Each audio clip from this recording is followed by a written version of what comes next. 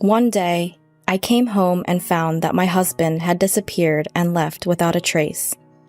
A few days later, I found out that him and my sister had eloped.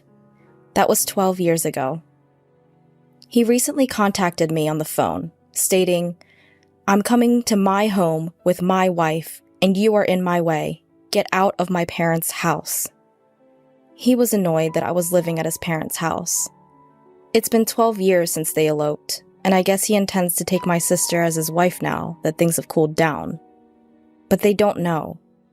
They don't know how drastically the family, including myself, have changed since then. My name is Melanie Miller, and I am 27 years old. I studied and majored in web design and started to work in a web production company. That's where I met my husband, Shane.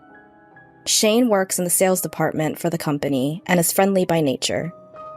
His charm swept me in, and we got married shortly after a year of dating. Once I was a part of the family, we decided to live together in his parents' home. By then, I quit my job at the web production company and started work as a freelance web designer.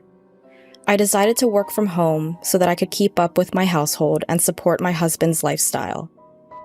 At first, I had some trouble finding work, so my income wasn't stable. Now, however, I have no trouble finding work and maintaining a stable income. I could work at my own pace and put my family first. I could spend quality time with my husband and his family during the mornings, evenings, and even before bedtime. I was so satisfied with life. However, I noticed that my husband started to change his friendly attitude, little by little. It all started when I started to make twice the amount of money compared to what I was making 2 months prior at my old job. I was ecstatic to have reached and surpassed my salary that entire day. I couldn't wait to tell my husband when he came home from work. He's going to be so happy for me, I thought to myself. As soon as I knew he was home, I ran up to the front door with a huge grin on my face. "Shane, guess what? My income last month was twice the amount that I would have made at my last job." "What? Are you serious? Your last job had great benefits and pay, right?" "Yeah, but I've been wanting more. I finally did it." Yep. "That's it? What? You want me to throw you a party?" My husband was being unusually sarcastic and negative.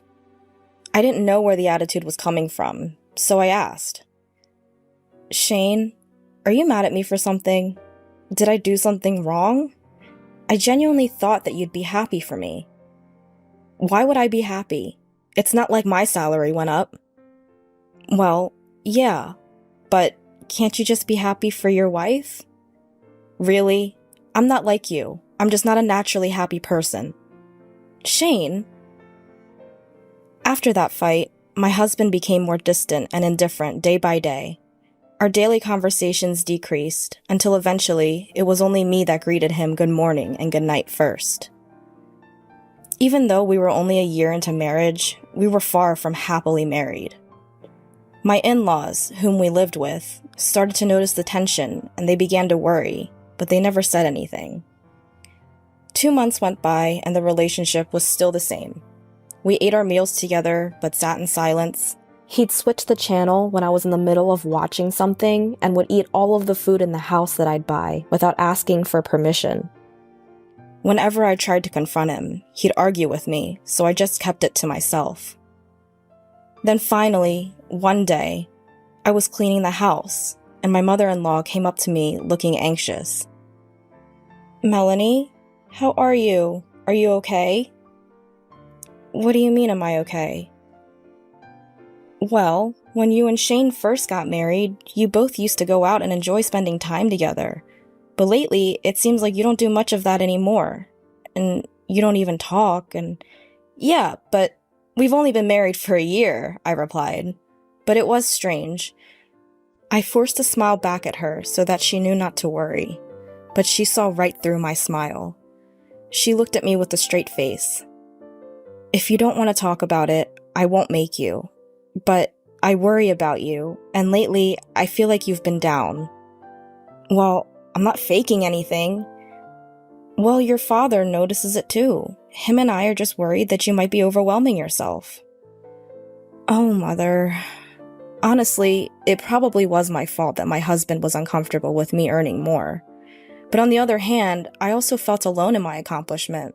And in the moment, I was so happy that she finally acknowledged and noticed the pain I was in. It brought tears to my eyes. So I decided to tell her everything. After listening to what I had to say, she started to rub my back and responded, "I am so sorry on behalf of him. He is not man enough to sincerely be happy for you and your success." No, it's my fault. It was selfish of me to think that he would have genuinely been happy for me. But that's something you shouldn't have to worry about in a marriage, Melanie. And if you keep your feelings in about this, it will only make it worse. I don't think it could get any worse. Okay, so the two of you need to seriously talk about this. Can you do that? Yes, I can. Thank you for listening to me, Mom.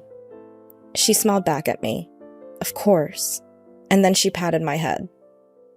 My in-laws love me as if I were their own daughter. They saved me. With her advice in mind, I decided to have a proper conversation with my husband. That night, I stayed up waiting for my husband to come home. However, there was no sign of his return no matter how many hours went by. Normally, he'd be home by 10 at the latest, but it was already past 11 that night.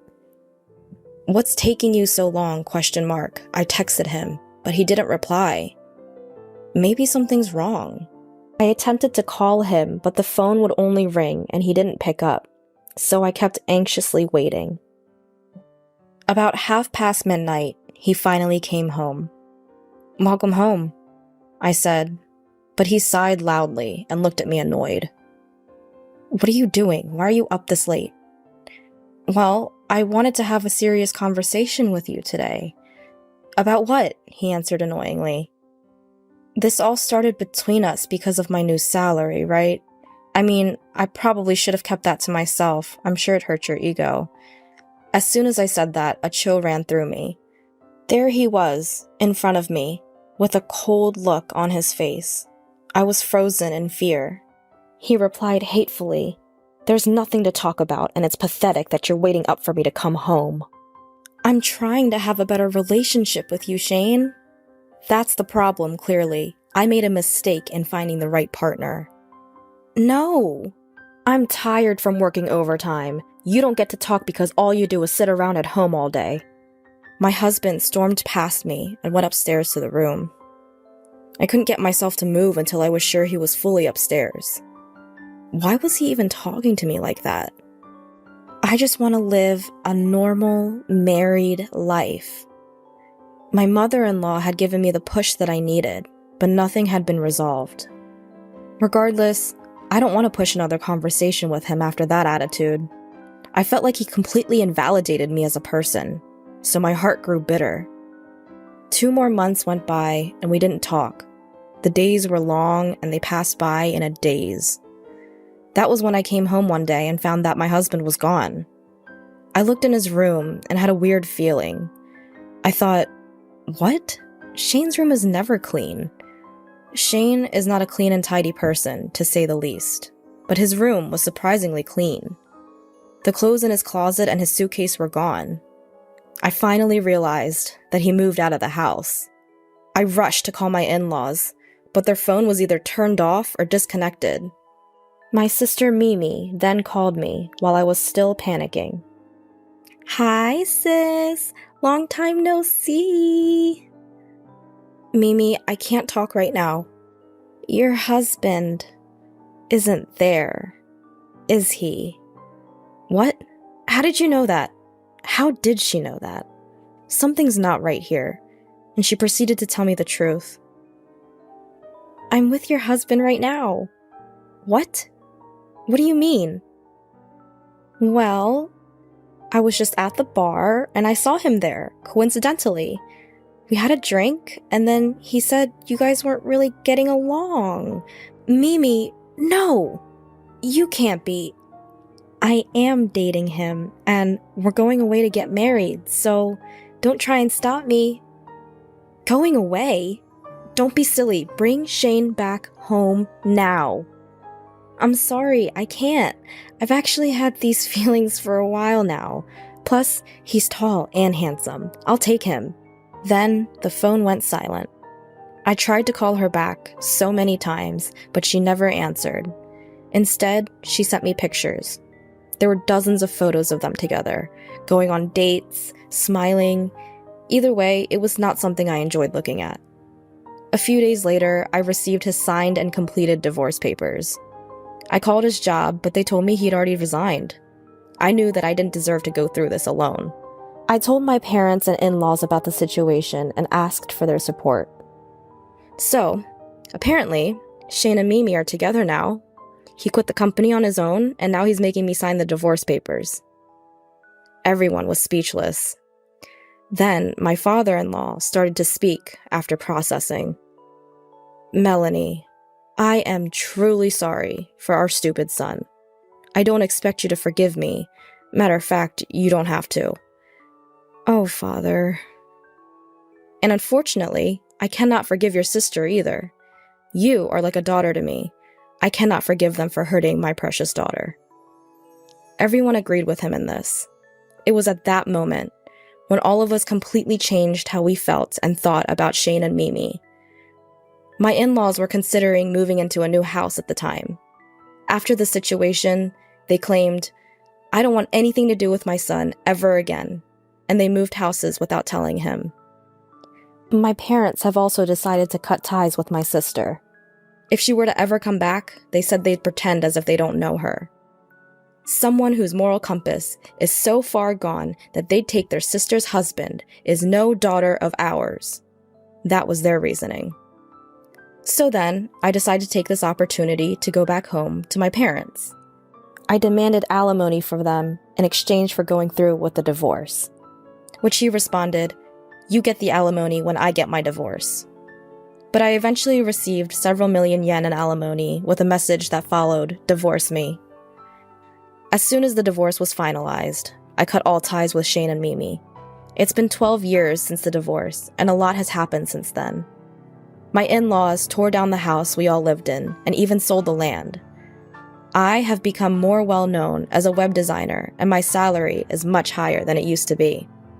Because of this, I'm able to travel regularly with my parents and live a fulfilling life. Today, while I was working, I received a call. I picked up without looking at the caller ID, assuming it was a client. But it instantly brought back bad feelings. "It's been a long time, Melanie. How have you been?" "Shane? I knew you'd remember your ex-husband's voice."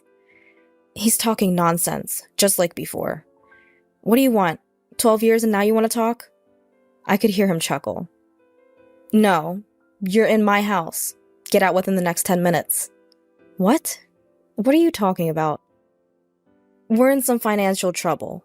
Anyway, I'm on my way there now. I'm bringing my wife home to my house. You can get out of my parents' house now."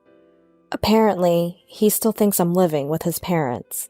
He really thinks that after 12 years, things have cooled down and they'll finally be accepted. In the background, I hear, "That's right, get out of there," coming from my sister. But they really don't know. Do they really think that just because it's been 12 years, all is forgiven? The world is not that kind, and I will show them hell if I have to. But I took a deep breath and said, "If you want to go home, go home. I'm not at your parents' house anymore." "Oh, really? Did my dad kick you out?" "How dumb can you be? Your parents' house doesn't even exist anymore." "Huh? What do you mean it doesn't exist anymore?" Shane's voice started trembling with anxiety. At that exact moment, he pulled up to where the house used to be. He screamed, "What the hell?" And I could hear the anguish in his voice. I then continued, "As soon as you eloped, we decided to cut ties with you both. Your parents have moved out, and my parents completely disowned the woman you're with. There's nowhere for you to come back to." "Are you kidding me? How is this even possible?" "Believe it or don't. Be my guest. Your parents, my parents, and I don't consider you family. You aren't worthy enough since you both ruin people's lives." That's terrible. But Family! And who ruined your family? Don't ever call me again. I won't let you people ruin my life any more than you already have. As soon as I said that, I hung up and blocked the number. This time, I severed the last connection. After their failed trip to his parents' home, they decided to try my parents. But my parents already disowned her. My sister is sobbing loudly, to which my parents responded, "Who are you?" and completely ignored them at the gate. Then, they both got down on their knees and started to plead. "Please, parents, please forgive us. We have nowhere to go, please." Shane was following along with Mimi. "I'm begging you as well. My parents' house is gone. We have nowhere to go. Shut up. We don't care. You're not family anymore." That's right. He even sprinkled salt on the front door. "No, please, wait. No, please, I'm begging you. My father-in-law." "You don't get to call me that. Get out of here." They were so persistent that my father ended up sprinkling salt on them, and my mother called the cops for trespassing. They have not been seen since. Last I heard, they were jobless, homeless, and asking their friends for money. But by the time they came back, word of them had spread around, and no one was willing to lend them anything. Anyway, it's unlikely that they could even survive in their hometown. They'd have to start scratch from somewhere else. But they brought that on themselves. They sowed their seeds, and they'll have to suffer for it. Me and my parents, of course, will never see them again. And they will live the rest of their lives full of regret.